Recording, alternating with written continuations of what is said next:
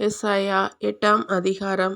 அதன்பின் ஆண்டவர் என்னை நோக்கி, நீ அகன்றதொரு வரைபலகையை எடுத்து அதில் மனிதர் எழுதுவது போல் சாதாரண எழுத்துக்களில் மகேர் சலால் கஸ்பாஸை குறித்து எழுது. உரியா என்ற குருவும் எப்ரேக்கியாவின் மகன் செக்கரியாவும் எனக்கு உண்மையுள்ள சாட்சிகளாய் இருக்கட்டும் என்றார். நான் இறைவாக்கினர்களுடன் கூடிய பொழுது அவன் கருவுற்று ஓர் ஆண்மகவை பெற்றெடுத்தாள். அப்பொழுது ஆண்டவர் என்னை நோக்கி, அவனுக்கு மகேர் சலால் கஸ்பாசு என்று பெயரிடு. ஏனெனில் இச்சிறுவன் அப்பா அம்மா என்று அழைக்க அறியுமுன்னே தமஸ்கின் செல்வங்களும் சமாரியாவிலுள்ள கொள்ளை பொருட்களும் அசீரிய அரசனால் வாரிக்கொண்டு போகப்படும் என்றார். மீண்டும் ஆண்டவர் என்னோடு உரையாடி, அமைதியாய் ஓடுகின்ற சிலோவா சிற்றாற்றின் நீரை வேண்டாம் என்று இந்த மக்கள் மறுத்துவிட்டார்கள். ரட்சீனையும் ரமலியாவின் மகனையும் கண்டு அச்சத்தால் துவண்டு வீழ்கின்றார்கள். ஆதலால் ஆண்டவர் ஆற்றலுடன் பெருக்கெடுத்து ஓடும் பேராற்றை போன்ற அசீரிய அரசனையும் அவன் மேன்மையான படைகள் அனைத்தையும் அவர்களுக்கு எதிராக அணி திரண்டு வரச் செய்வார். கால்வாய்கள் அனைத்தையும் அதன் வெள்ளம் நிரப்பும். எல்லா கரைகள் மேலும் அது புரண்டு பாயும்.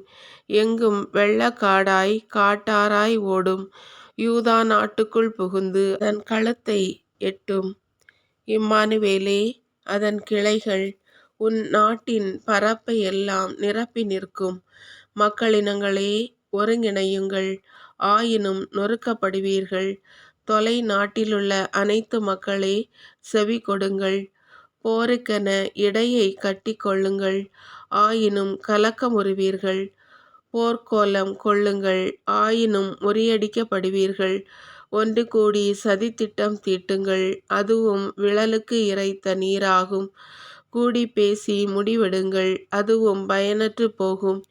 ஏனெனில் கடவுள் எங்களோடு இருக்கிறார். தமது வலிமையுள்ள கையை என்மேல் வைத்து ஆண்டவர் எனக்கு எச்சரிக்கை விடுத்தார். இந்த மக்களின் வழிகளை நான் பின்பற்றாதிருக்க எனக்கு கட்டளை பிறப்பித்தார். இந்த மக்கள் சதித்திட்டம் என்று அழைப்பதையெல்லாம் நீங்கள் சதித்திட்டம் என்று சொல்லாதீர்கள். அவர்கள் எதற்கு அஞ்சி நடுங்குகிறார்களோ அதற்கு நீங்கள் அஞ்ச வேண்டாம்.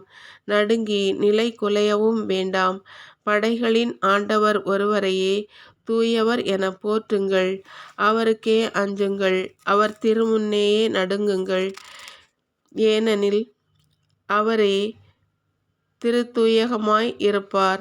இஸ்ரேலின் இரு குடும்பத்தாருக்கும் இடறு கல்லாகவும் தடுக்கி விழச் செய்யும் கற்பாறையாகவும் இருப்பார்.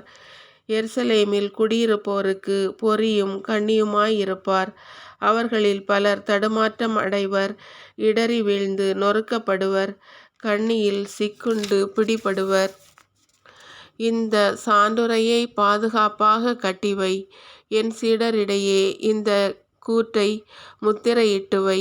யாக்கோபு குடும்பத்தாருக்கு தம் முகத்தை ஆண்டவர் மறைத்துள்ளார். ஆண்டவருக்காக நான் காத்திருப்பேன். அவர் மேல் என் நம்பிக்கையை நிலைநிற்கச் செய்வேன். படைகளின் ஆண்டவர் சியோன் மலையில் குடிகொண்டிருக்கிறார். நானும் அவர் எனக்களித்த குழந்தைகளும் இஸ்ரேலில் அவருக்கு அடையாளங்களாகவும் அறிகுறிகளாகவும் இருக்கின்றோம். மாய வித்தைக்காரரையும் முணுமுணுத்து மந்திரங்களை ஓதி குறி சொல்வோரையும் அணுகி குறி கேளுங்கள் என்று அவர்கள் உங்களிடம் சொல்வார்கள். மக்கள் தம் குல தெய்வத்தை நாடி குறி கேளாதிருப்பார்களோ? உயிருள்ளோருக்காக செத்தவர்களை விசாரிப்பதல்லவா முறைமை என்பார்கள். இக்கூற்றையும் சான்றுரையையும் நாடி தேடுங்கள் என்று அவர்கள் சொல்லாததால் அவர்களுக்கு விடிவு காலம் வராது என்பது உறுதி. பெருந்துன்பத்தோடும் பசி கொடுமையோடும் அவர்கள் நாட்டை கடந்து செல்வார்கள். பசியால் வாடி வதங்கும் போது வெறி கொண்டு தங்கள் அரசனையும் தெய்வத்தையும் வசை மொழியால் சபிப்பார்கள். முகத்தை உயர்த்தி அண்ணார்ந்து பார்ப்பார்கள். தலைகளை தாழ்த்தி தரையை உற்று நோக்குவார்கள். எங்கு நோக்கினும் காரிருள், கடுந்துயர், மனவேதனைகளே புலப்படும். காரிருள் அவர்களை ஆட்கொள்ளும்.